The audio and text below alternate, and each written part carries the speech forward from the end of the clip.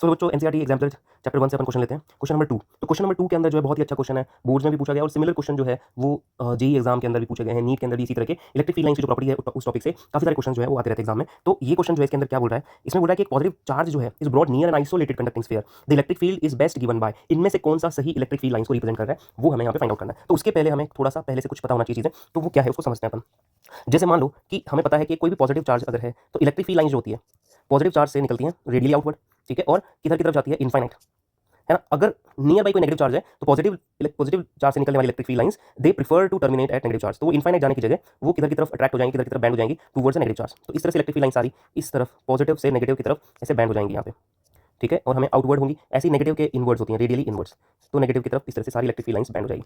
Okay, तो positive से निकलती है नेगेटिव टर्मिनेट हो जाती है, सिंपल सा है, पॉजिटिव से निकलेगी नेगेटिव टर्मिनेट होगी, वापस नेगेटिव से पॉजिटिव पे नहीं आएगी, they never form a close loop, कभी भी क्लोज लूप नहीं बनाती। इस केस के अंदर क्या बोला है कि एक पॉजिटिव चार्ज जो है ऐसे देखो, देखते हैं इसको, एक पॉजिटिव चार्ज प्लस क्यू जो है उसको कहाँ पे रख दिया है, एक कंडक्टिंग स्फीयर के, जो कि चार्ज नहीं अनचार्ज है। तो यहाँ पे दो कॉन्सेप्ट जो है वो यूज आने वाले हैं। तो पहला ये है कि जैसे मैं एक पॉजिटिव चार्ज को एक न्यूट्रल मेटल स्फीयर के पास रखता हूँ तो क्या होता है, इसके अंदर इलेक्ट्रोस्टैटिक इंडक्शन होता है। ये पॉजिटिव चार्ज इसके अंदर प्रेजेंट फ्री इलेक्ट्रॉन्स को अपनी तरफ अट्रैक्ट करेगा, यानी नेगेटिव चार्जेस को अपनी तरफ अट्रैक्ट करेगा, और पॉजिटिव चार्जेस जो है इसके अंदर उनको अपोजिट डायरेक्शन में रिपेल करेगा, दूर की तरफ भेजेगा, नेगेटिव को अपनी तरफ पुल करेगा। तो जैसे ही पॉजिटिव चार्ज के पास में हम एक मेटल स्फीयर को रखते हैं तो कुछ ऐसी जो है इलेक्ट्रोस्टैटिक इंडक्शन से कुछ इस तरह से चार्जेस जो है वो पोलराइज हो जाते हैं, नेगेटिव वाले टुवर्ड्स द प्लस क्यू और पॉजिटिव वाले away from the plus Q.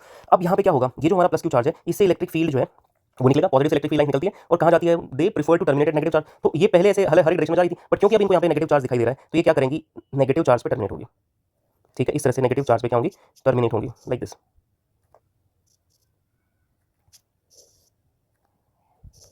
इस तरह से।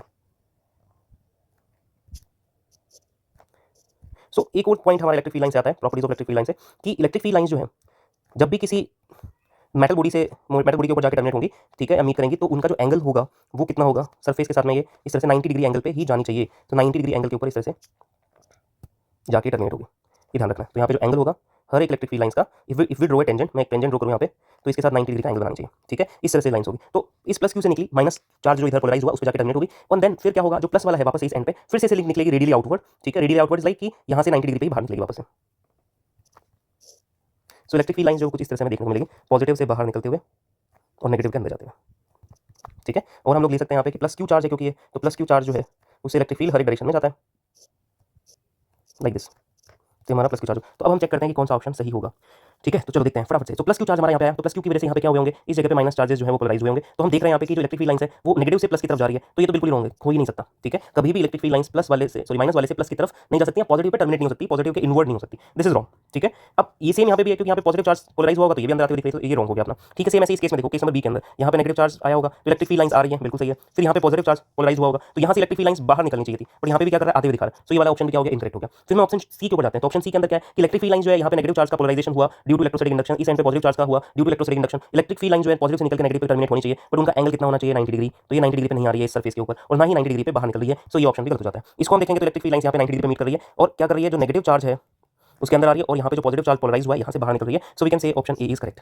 ठीक है। ये तीनों ऑप्शन क्यों नहीं होंगे, ए क्यों होगा, ठीक है, और इसका पूरा कॉन्सेप्ट हम लोग इस तरह से समझ सकते हैं, ठीक है। सो ये क्वेश्चन और ऐसे बहुत सारे क्वेश्चन कॉम्पिटिटिव एग्जाम के अंदर आते रहते हैं properties of electric field line से।